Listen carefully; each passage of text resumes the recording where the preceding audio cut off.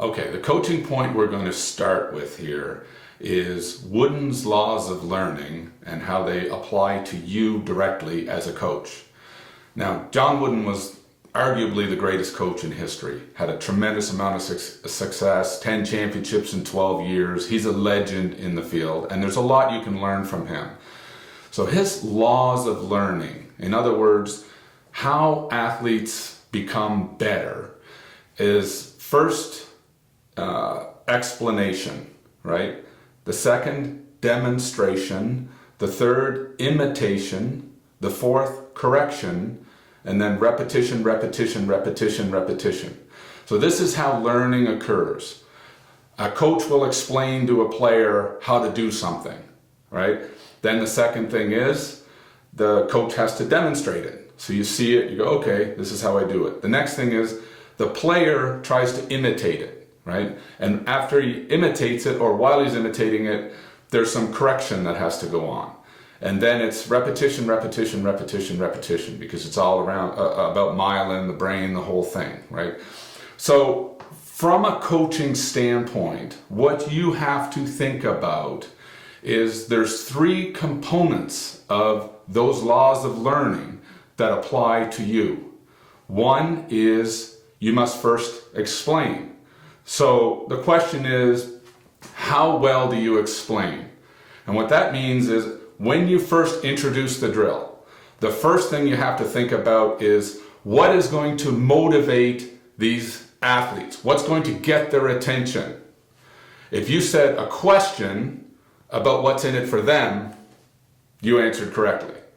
In other words, Josh Andrews is one of my favorites. He always throws out, anybody here want to score more goals? Even if he's doing how to get the puck out of the defensive end, because everything sort of leads, and young players always say, I do, and then so he engages them, he motivates them, and then he gets into a simple, short, direct, clear instruction on how to do the drill.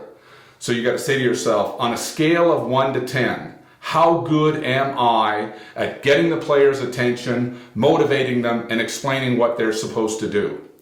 Now the second thing is demonstration.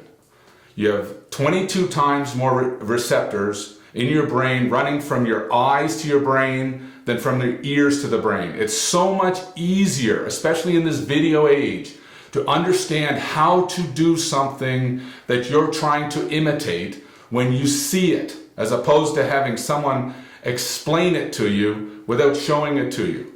So the thing is, the demonstration is probably, aside from the motivation part, the most important part of how players learn.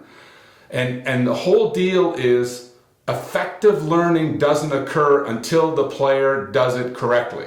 Because when myelin develops in the brain, it develops upon repeated nerve patterns. So you have to do the same thing over and over and over for a skill to get much faster, much more fluid, and much more effective.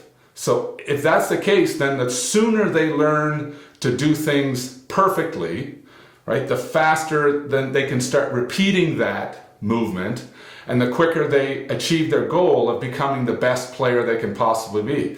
So if you have shoddy demonstrations, what you're teaching is bad technique. And then a good coach is going to have to show up after and give them a better visual image and try and fix all the problems. You're being unbelievably inefficient. So the second question you've got to ask on a scale of 1 to 10 is, how good am I at demonstrating? Am I giving a clear picture of how to do the drill perfectly? Because if you're doing that, then you're miles and miles ahead of most coaches. I find that coaches are, in general, terrible at demonstration. Sloppy, messy, no knee bend, no energy, no enthusiasm, no desire to do it the way it's supposed to be done. So then the third part of it is, how good are you at correction? Correction is unbelievably important, especially during Wooden's 4 following laws of learning, which are repetition, repetition, repetition, repetition. If you're doing it wrong, you're getting worse. So the whole key is how good am I at corrective feedback? That's the third question. So for you, that means how good am I at 4-second corrective information-based feedback close to the player with a smile on my face while the drill's being done. If you're great at that, you're great at corrective feedback.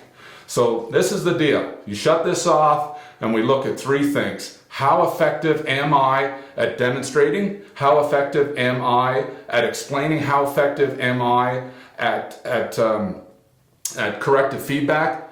And then you say, what am I going to improve the most this summer to make myself a much better coach, a much better leader, and make a huge difference in the lives of these kids?